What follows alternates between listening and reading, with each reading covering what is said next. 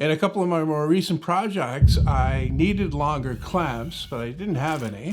So I had to be creative with the ones that I had, and that works, of course, but the ideal situation is to have a few longer clamps. So that's what I'll be doing in this video. The design of this clamp is based on a newer one that I did with the wedge. That really works well, and I built a couple of prototypes to test it out for a longer clamp.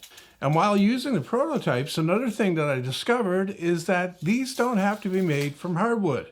I mean, it's nice, but if you've only got softwood, or if you're looking to do this for less money, and also another advantage is that softwood is lighter than hardwood, so that's what I'm going to use for these. I picked up 3 pieces of ordinary construction lumber. These are 2x8s, and I'm going to take the best one of those and use it to make the bars. The objective with these cuts is to get as many potential bars as I possibly can from this single piece of wood. And that first cut down the middle was to determine how much drying stress this piece of wood actually has. And as it turns out, there's very little.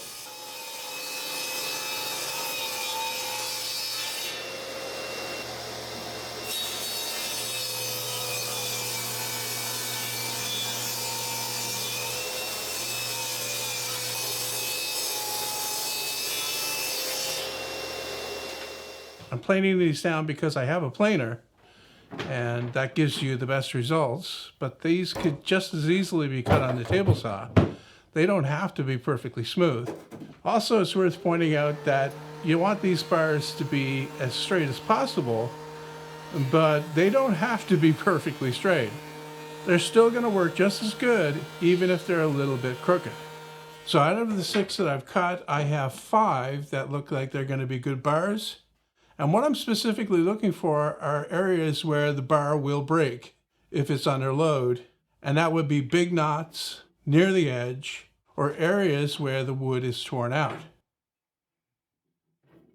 All right, so that's the bars. What I need to do now is cut out some thinner material for the sides.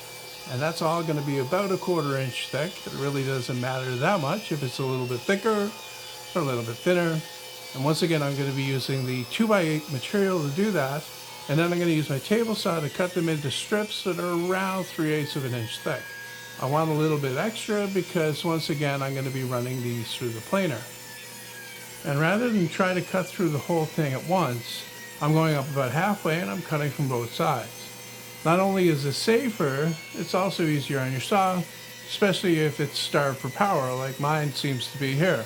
Actually, what was happening was my compressor was running while the saw was running, and that's a little bit too much to be going at the same time.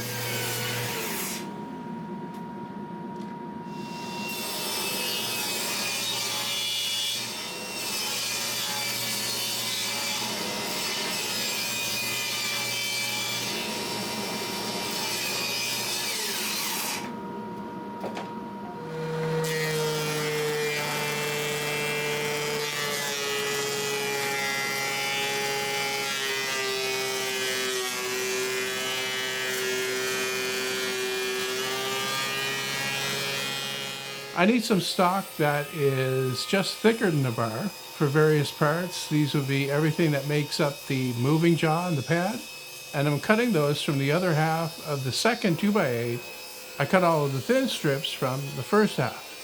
And since I'm only making 5 clamps in this video, it may look like I've got a lot of stock for those parts, especially when you look at the thin strips that I cut. But the fact is I'm going to be making several more of these clamps immediately after I finish these.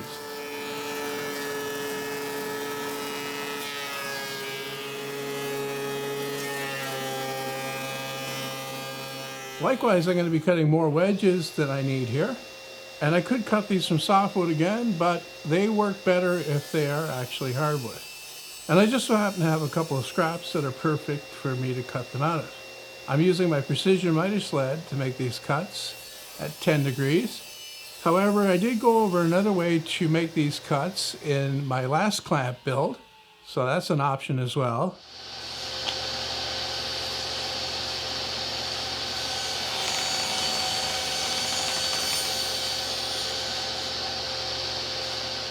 With all of the stock sized and ready to go, I finished cutting out the parts. And then to finish off the day, I made the handles. You need to get these done and let them dry overnight.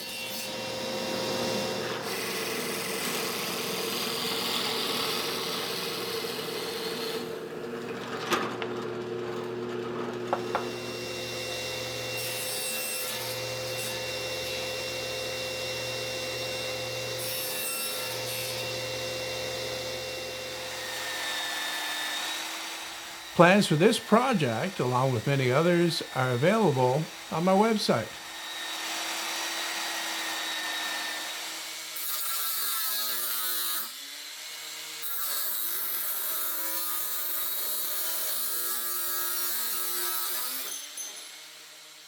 And the glue that I'm using to glue the rods in is polyurethane construction adhesive, but epoxy would work just as well. What you need to know about this glue is you have to make sure that it is polyurethane construction adhesive. Regular construction adhesive is not the same thing. It's not strong enough. If you can't get that, you'll have to use epoxy instead. Another thing that has to dry overnight is the sandpaper glued to the wedges, and I'm using the same glue again. And now that I have all the parts cut out and all the holes drilled and everything ready, I can start putting them together. I'm going to start with the fixed jaw on the end, and that's made up of 4 parts plus the bar itself. And I'm starting by gluing these blocks in place and clamping that on.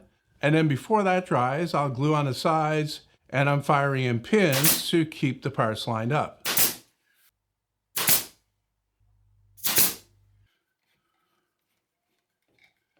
The next part to put together is what I'm calling the moving jaw.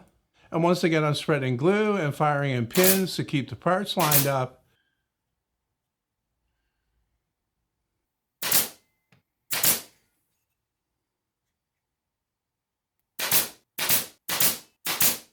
And to clamp it up, I'm just using spring clamps, and I'll wipe away the glue squeeze out on the inside. That's the important part. Everything else can be cleaned off after it's dry. The thing about making clamps like this, there's not a whole lot of work involved, but there is quite a bit of waiting for glue to dry. So while I'm waiting for the glue to dry on the fixed jaw and the moving jaw, I'm going to glue the pad sides to the struts and clamp those up as well.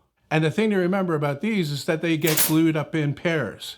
They have to be exactly the same, but oriented exactly opposite.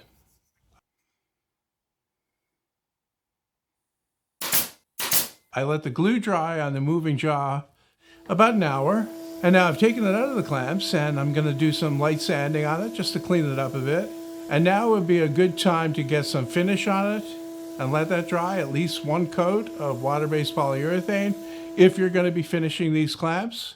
But I'm not going to be doing that with these, so I'm going to skip ahead to the next step, which is to get the T-nut put in. And here I'm just locating it and using the prongs on the back to mark holes that I'll drill out. If you don't drill them out, it will split the wood. And then after I've driven it in, to keep it in there, I'm driving in a single number 5 screw. Next, I'll thread in the lead screw and put on the retainer. This is very important. Don't forget about the retainer.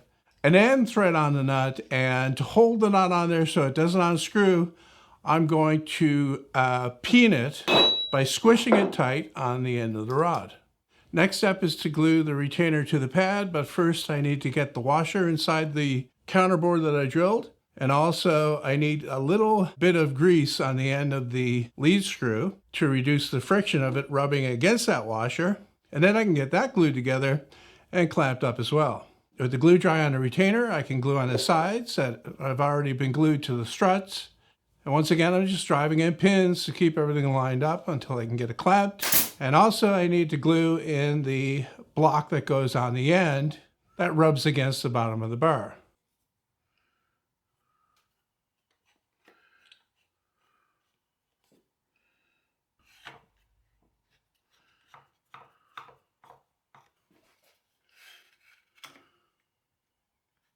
With that glued on, it's really a good idea to give it several hours to dry before moving on to the next step. I want to make sure that the glue is well set and that it's not going to break because it's not quite dry yet.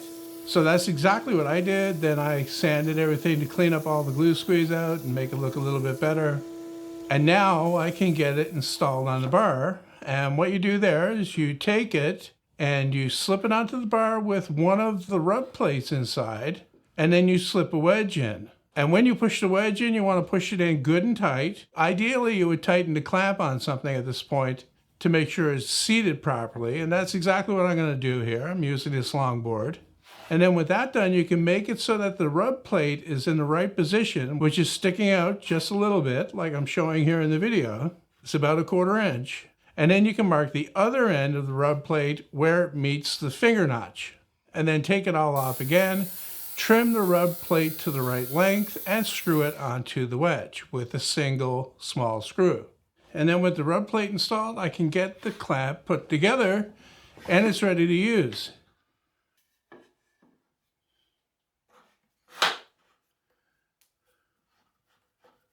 And here you can see how it works and how that strut that goes back to the rear of the clamp keeps the moving jaw parallel to the other jaw so that you can clamp thinner panels that are right tight down against the bar. Now, if you want to make this clamp, I have plans available on my website.